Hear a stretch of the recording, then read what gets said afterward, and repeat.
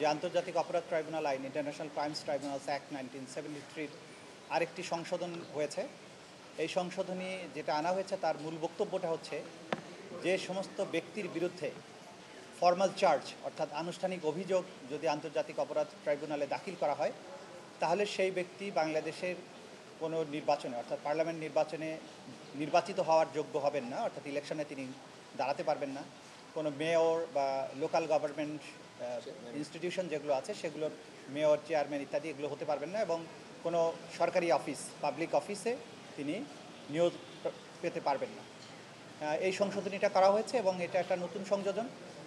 আপনারা হয়তো প্রশ্ন করতে পারেন যে পরিবর্তনটা আবার কেন করা হলো। আমরা যেটা মনে করি যে একটা রাষ্ট্র বিপ্লবোত্তর পরিবেশে যখন একটা পুনর্গঠন প্রক্রিয়ার মধ্যে আছে তখন রাষ্ট্রের প্রয়োজনে, দেশকে সামনে এগিয়ে নেওয়ার প্রয়োজনে সরকার এই আইন শুধু নয়, বিভিন্ন আইনেরই বিভিন্ন ধরনের সংশোধনী আনছেন এই রাষ্ট্রকে সঠিক ট্র্যাকে তোলার জন্য। তারই অংশ হিসাবে এটা করা হয়েছে এই সময়ের প্রয়োজনে, এবং এখন থেকে সেই আইনটা সেভাবে প্রয়োগযোগ্য হবে। দ্বিতীয় যে বিষয়টা আপনাদেরকে বলবো সেটা হচ্ছে যে আমি একদিন আগে আপনাদেরকে জানিয়েছিলাম যে দল হিসাবে, সংগঠন হিসাবে আওয়ামী লীগের বিরুদ্ধে তদন্তের প্রক্রিয়া চলমান ছিল।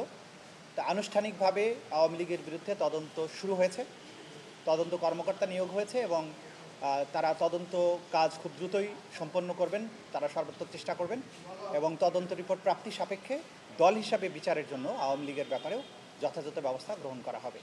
এই পর্যন্ত আপনাদের কাছে আমাদের এটা আবেদনের প্রেক্ষিতেই, আবেদন আগেরই ছিল, সেটাকে যেহেতু সকল আবেদন একই সাথে নিষ্পত্তি করা সম্ভব ছিল না, ক্রমান্বয়ে এগুলো করা হচ্ছে। তো এই পর্যায়ে সেই আবেদনটাকে বিবেচনায় নিয়ে একটা কমপ্লেইন্ট রেজিস্ট্রার নাম্বার ফেলে আনুষ্ঠানিক তদন্ত শুরু হয়েছে। প্রত্যেকটাই কাজে লাগবে, কারণ আদালতে যখন সাক্ষীরা তাদের বক্তব্য দিয়েছেন, দলের ইনভলভমেন্টের ব্যাপারে বলেছেন, এগুলো জুডিশিয়াল ডকুমেন্ট হয়ে গেছে। সুতরাং ভবিষ্যতে দলের বিরুদ্ধে যে তদন্ত হবে, দলের বিরুদ্ধে যে সমস্ত সাক্ষ্য প্রমাণ আসবে, তার মধ্যে বিদ্যমান যে সমস্ত সাক্ষ্য ইতিমধ্যে হয়ে গেছে যেগুলো, সেই সাক্ষ্য প্রমাণগুলো অন্যতম এভিডেন্স হিসেবে গণ্য হবে।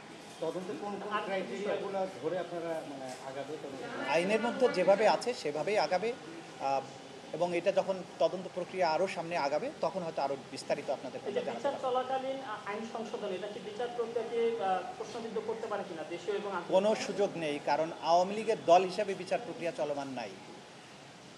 বিচার প্রক্রিয়া চলমান থাকা অবস্থায় যদি কোনো আইন সংশোধন হয়, যেটা বলতে চেয়েছেন, যেমন ধরেন একজন ব্যক্তির বিচার চলমান আছে, সেই ব্যক্তির বিচারকে প্রভাবিত করতে পারে এমন কোনো বিষয় সংশোধন হলে তখন আপনি প্রস্তুত হতে পারেন।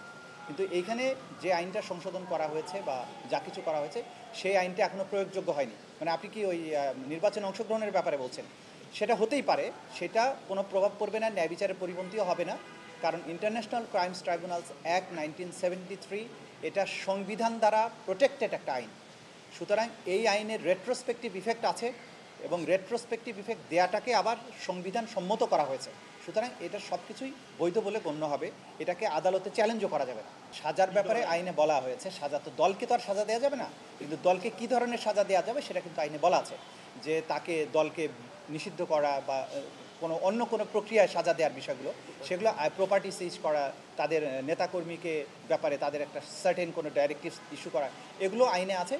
সেগুলো যখন তদন্ত রিপোর্ট আসুক, বিচারের সেই পর্যায়ে প্রবেশ করুক, তখন বিষয়গুলো নিয়ে আপনাদের সাথে কথা বলব। আমরা দেখেছিলাম যে গণভবনে যে মিটিং হয়েছিল 14 দলের, সেখানে সব রাজনৈতিক দলই ছিল, আওয়ামী লীগ 14টা দল ছিল। তাদের ক্ষেত্রে কি হবে শুধু আওয়ামী লীগ নাকি সব দলগুলোই হবে? 14 দলই হবে। এই মুহূর্তে দল হিসাবে আওয়ামী লীগের ব্যাপারেই শুরু হয়েছে। ক্রমান্বয়ে তদন্ত যখন আরও আগাবে, তখন যদি প্রয়োজন মনে হয় যে আরও কোনো দলও এর সাথে ইনভলভড আছে এবং তাদের ব্যাপারেও তদন্ত হওয়া দরকার, তাহলে আমাদের তদন্ত সংস্থা সেই অনুযায়ী যথাযথ ব্যবস্থা গ্রহণ করবে। আমরা যেটা বলেছি যে আরও বেশ কয়েকটি তদন্ত রিপোর্ট দাখিল হবে, আমরা আশা করছি এই সপ্তাহের মধ্যেই হবে।